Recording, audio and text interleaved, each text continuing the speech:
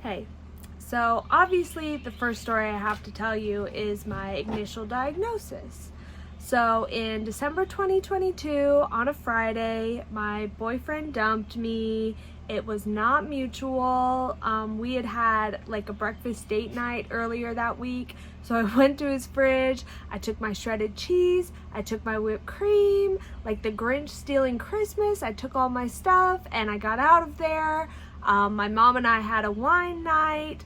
So, I was sick all week. I just thought it was really bad hangover. I remember telling my supervisor it was heartache. So yeah, I was really, really sick though. I couldn't keep down 2 ounces of Gatorade.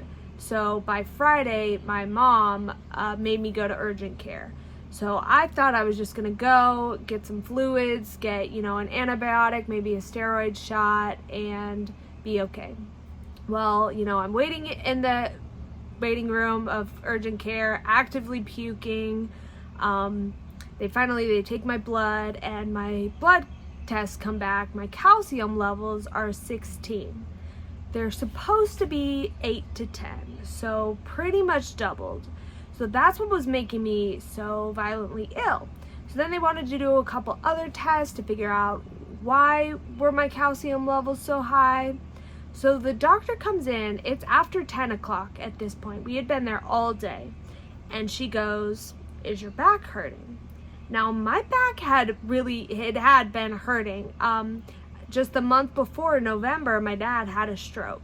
And sitting in his hospital room, that's the first time I remember my back hurting. So I was thinking it was stress pain. And it did get a little worse, as the month went on, but I was 28. I was like, I'm old now, all our backs hurt. So I, complained just to close friends and family, but I didn't really do anything about it. So anyway, so I get in there, I tell this nurse, yeah, my back is extremely hurting. And she goes, "Well, cancer is eating your spine." Just like that. Out of the blue, cancer is eating your spine. So she's like, we need to do a couple more tests to confirm that this is cancer. We're going to ask you to stay the night. Now remember, this is urgent care. This isn't a hospital. We don't really have a room. But I stay there that night, and, this was not genetic. I don't have any family members with cancer. This is my first experience with cancer. So not only was I in denial, I really didn't know. I said to my mom, "Don't worry." She said, "There's cancer in me. I don't have cancer. There's just cancer in me. We'll get it out. And I'm not going to lose my hair." I used to have the best, most beautiful hair. I had the side-swept millennial bangs, and I said, I'm going to have them forever. I don't care if they go out of style. You're going to have to rip them out of my head, which is pretty much what happened. But, and honestly, my biggest concern that night was Patches. I was puppy sitting for my friend's dog, and Patches had been left in my house all alone, no food, no company. So we had to do Operation Save Patches. So obviously my bestie and her boyfriend couldn't come get her because they were out of town. That's why I was watching her. So some random guy was breaking into the wrong garage. He finally figured it out, got in here, did save Patches. And I don't blame him at all for this, whatever. He did what he could do. He scooped up all the poop and he put it in my trash can in my house. So when I got back 7 days later, we could smell Operation Save Patches. But anyways, Patches was okay. So the next day, the results from the MRI came back, and she said it is cancer. There's cancer in your bones and in your liver.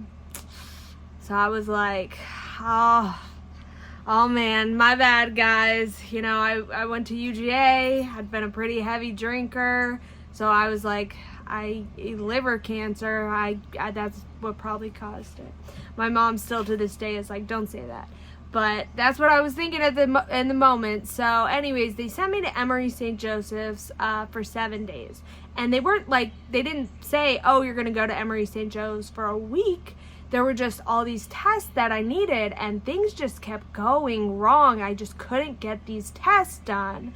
Like, the second night I was there, I was on some medication to try to get my calcium levels down, and it made me sick. I had like 102 fever.